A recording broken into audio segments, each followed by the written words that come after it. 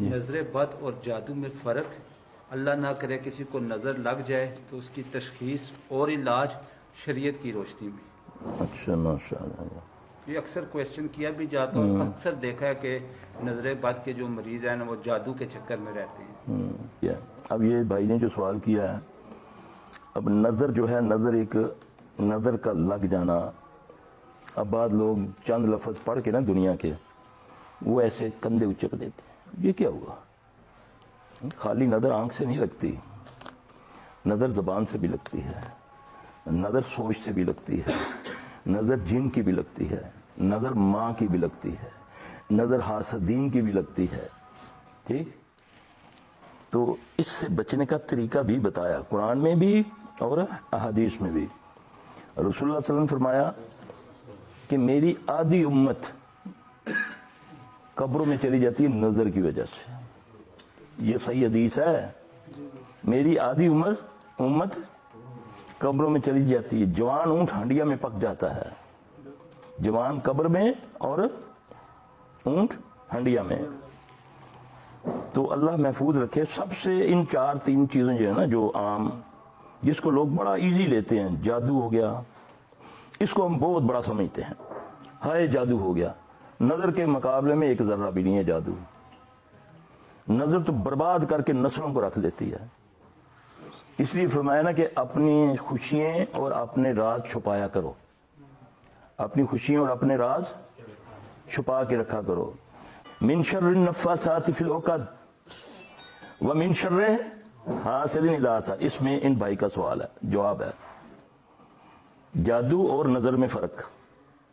من شر النفاثات فی العقد، یہ جادو ہو گیا، جو گرے لگا کر پھونکے مارتی ہیں، گرے لگا کر دھاگوں کو پھونک مارنا، چاہے قرآن پڑھنا چاہے کچھ اور پڑھنا، وہ جادو میں کنورٹ ہو جاتا ہے۔ یہاں مطلق فرما دیا اللہ نے، من شر میں اللہ کی پناہ میں آیا، اعوذ باللہ من الشیطان الرجیم، بسم اللہ الرحمن الرحیم، قل اعوذ برب الفلق، میں اللہ کی اس رب کی پناہ میں آیا جو پھاڑنے والا ہے۔ کیا پھاڑتا ہے؟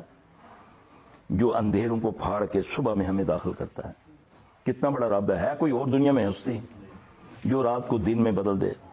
ہم نے تو جگہ جگہ بنا رکھے ہیں، ایک کرنی والا وے ہے نا، یہ پہاڑ نو روک لینا وے، یہ سمندر نو لت مار کے روک لینا وے۔ اب کراچی سارا ڈبا روکیا کسی نے، عراق کا بیڑا غرق کر گیا امریکہ 4 ٹینکوں کے ساتھ، کوئی کر سکا اس کا، زندہ یا مردہ اس کا؟ ان کہاوتوں سے، من شر ما خلق، اس رب سے میں اس کی پناہ میں آیا، پھر کہوں گا تو آئے گا۔ من شر غاسق اذا وقب، ہمارے تو دن اندھیروں میں ہوتے ہیں، ہمیں تو حکم ہے کہ اندھیروں کے شر سے بچو۔ پارکوں میں ادھر مغرب ہوئی، ادھر اندھیرا چھانے کا وقت ہے، بچوں کو لے کر پارکوں میں چلے گئے، ڈاکٹروں کے پاس، بازاروں میں آؤ، محمد صلی اللہ علیہ وسلم پوچھتے ہیں اس وقت کیا کرنا ہے ہمیں؟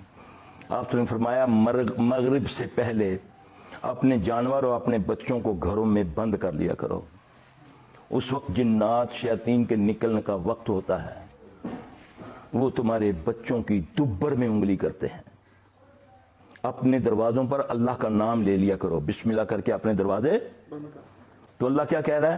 نبی صلی اللہ علیہ وسلم کہا، کل کہہ دیا ہے محمد صلی اللہ علیہ وسلم، تو محمد اور تیری ساری امت صلی اللہ علیہ وسلم، ساری انسانیت یہ کہے گی تو میں بچاؤں گا۔ قل اعوذ برب الفلق من شر ما خلق، کہ اس شر سے جو اے اللہ تو نے پیدا کیا۔ شیطان کو کس نے پیدا کیا؟ تو ہمیں اس کے شر سے کون بچائے گا؟ جب میں یہ کہوں گا من شر ما خلق ومن شر غاسق اذا وقب، اندھیروں کے شر سے، ہے نا، من شر النفاثات فی العقد، جو میں اس کی پناہ میں آیا جو پھونکے مار کے گرے لگاتی ہیں، یہ اللہ کہہ رہا ہے۔ تو ہم جاتے ہیں فلاں مفتی کے پاس جو گرے لگا کر دھاگا دیتا ہے، جس دن سے دھاگا باندھا ہے ناف ٹھیک ہو گئی ہے۔ تیری ناف میں تو انگلی دی تھی شیطان نے کہ تیرا اس دھاگے پر، اس مفتی پر ایمان آ جائے، کہ اس کی وجہ سے میری ناف ٹھیک ہوئی ہے. یہاں اللہ کہہ رہا ہے کہ تو یہ کہہ کہ میں ان کی پناہ میں آیا جو گرے لگا کر پھونکے مارتی ہیں. من شر النفاثات فی العقد ومن شر حاسد اذا حسد. میں اللہ کی پناہ میں آیا جو حاسد ہیں. یہ نظر حسد سے لگتی ہے, نظر پیار سے لگتی ہے, نظر اپنی لگ جاتی ہے. بس ٹائم آدمی کے دماغ میں شیطان ڈالتا ہے یار آج تو بڑا زبردست بولا ہے, تم نے ماشاءاللہ نہیں پڑھا, تم نے یہ نہیں کہا ماشاءاللہ لا قوت الا باللہ. کیونکہ ایک آیت قرآن کی سمجھ کر پڑھو تمہیں 700 نوافل کا ثواب ہے. اللہ کی قسم یہ نبی صلی اللہ علیہ وسلم کا فرمان ہے. اور تجھے علماء سو کہتے ہیں کہ قرآن کو سمجھنا نا یہ بڑا مشکل ہے, یہ کسی عام کو سمجھ نہیں آتی ہے. ایسا نہیں, اللہ اس کا رسول کہے اس میں غور کر,